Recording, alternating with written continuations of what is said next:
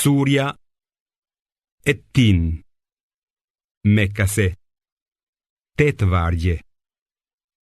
Bismillahirrahmanirrahim. Me emrin e Allahut, të gjithë mëshirshmit, mëshirëplotit. Për fikun dhe ullirin, për malin e Sinait, dhe për këtë qytet të sigurt, Mekën. Në të vërtet, ne e krijuam njeriun në trajtën më të përkryer. Pastaj e quam atë, kur nuk beson, në gjendjen më të ulët, përveç atyre që besojnë dhe bëjnë vepra të mira. Ata do të kenë shpërblime të pandërprera.